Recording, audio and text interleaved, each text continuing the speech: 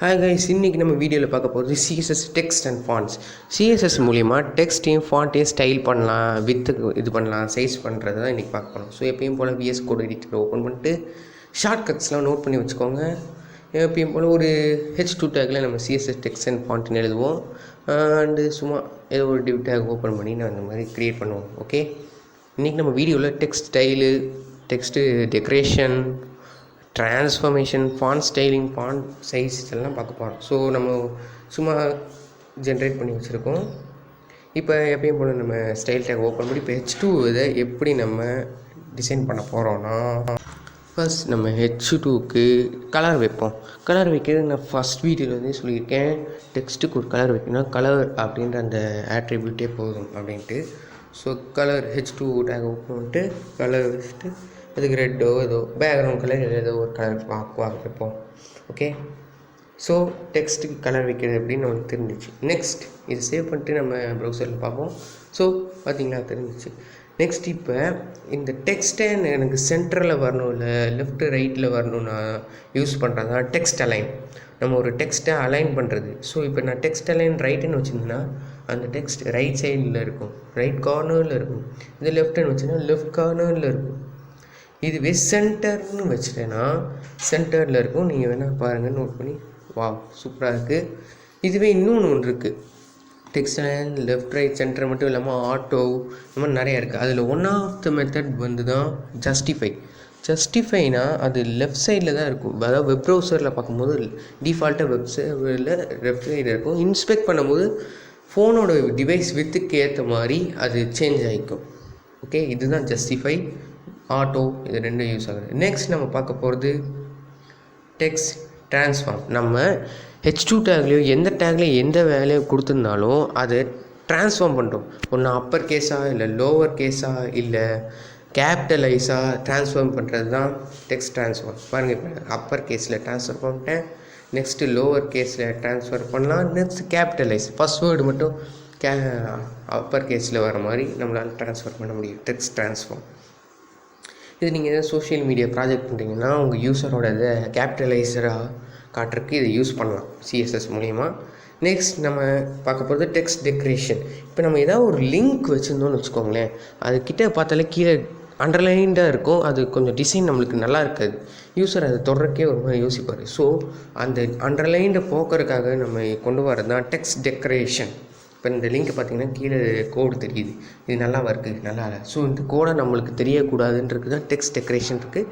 Text decoration நன்னு கொடுத்துட்டோன்னு வச்சுக்கோங்களேன், கீழே அந்த கோடு தெரியாது, பார்த்திங்கன்னா உங்களுக்கே தெரியும். ஓகே, அதுக்கு நம்ம எதாவது கலர் கூட வச்சுக்கலாம். ஸோ டெக்ஸ்ட் டெக்கரேஷன் யூஸ் வந்து இதுதான். நன் மட்டும்தான் இருக்கானா இல்லை, அந்த டெக்ஸ்ட்டுக்கு மேலே ஓவரில் ஒரு லைன் போகிற மாதிரி, இல்லை டெக்ஸ்ட்கே லைன் போகிற மாதிரி நிறைய டிசைன் இருக்குது.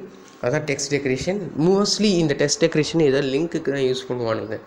ஏன்னா யூஸருக்கு அது லிங்க்குன்னு தெரியாமல் அட்ராக்டிவாக இருக்கிற மாதிரி இருக்கிறதுக்காக அது யூஸ் பண்ணுவாங்க. டெக்ஸ்ட் டெக்கரேஷன் நான் மட்டும் இல்லை, நான் இப்போ காட்டுற பாருங்க எத்தனை இருக்குன்ட்டு. ஓவர் லைன்னா அது கொஞ்சம் வெயிட் கலர மாட்டேங்குது. இப்போ பாருங்கள், உங்களுக்கே தெரியும், பாருங்கள் மேலே கோடு தெரியுற மாதிரி இருக்குது. So over line, under line and straight line, இந்த மாதிரி டெக்ஸ்ட் டெக்கரேஷன் நிறையா இருக்குது. பட் இது அவ்வளோவா யூஸில் இல்லை. நெக்ஸ்ட் நம்ம பார்க்க போகிறது என்னன்றதுன்னா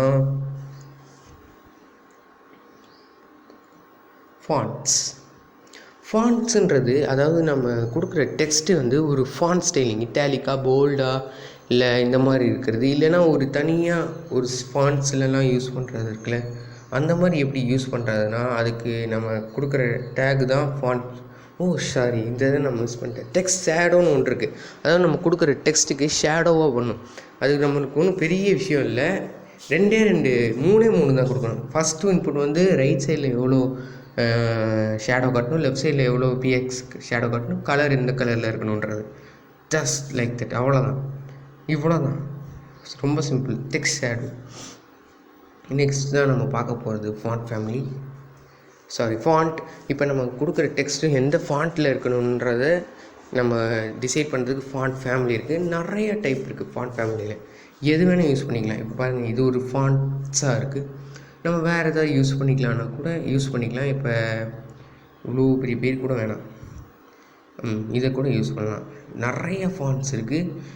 இது மட்டும் இல்லாமல் கூகுளே நிறைய ஃபாண்ட்ஸ் ரிலீஸ் பண்ணியிருக்கு. கூகுள் ஃபாண்ட்ஸை நம்மளுக்கு யூஸ் பண்ணணுன்னா அதுக்கு ஒரு லிங்க் இருக்குது. அந்த லிங்க்கை நான் டிஸ்கிரிப்ஷனில் போட்டிருக்கேன். அதை நீங்கள் உங்கள் HTML லிங்க் பண்ணிட்டு அதில் வர ஃபாண்ட்ஸை நீங்கள் யூஸ் பண்ணிக்கலாம். நிறைய ஃபாண்ட்ஸ் இருக்குங்க. ஓகே, பாருங்கள்.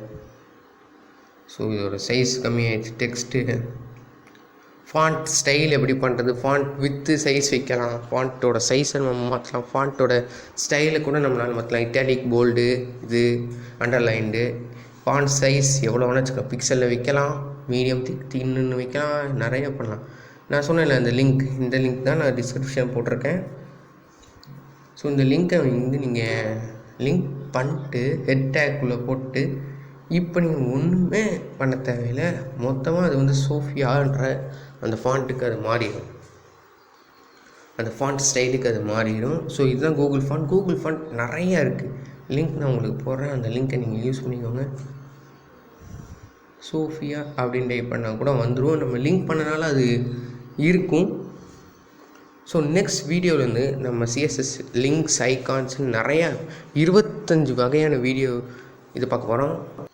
ஸோ மறக்காமல் சப்ஸ்கிரைப் பண்ணுங்கள், லைக் பண்ணுங்கள், ஷேர் பண்ணுங்கள், இன்ஸ்டாகிராம் பேஜில் ஃபாலோ பண்ணுங்கள். அங்கேயும் நான் வந்து CSS ட்ரிக்ஸ் அண்ட் டிப்ஸ் எல்லாமே போடுறேன். CSS, HTML, JavaScript and more. So source கோட்லாம் டெலிகிராம் இருக்குது. பாய்.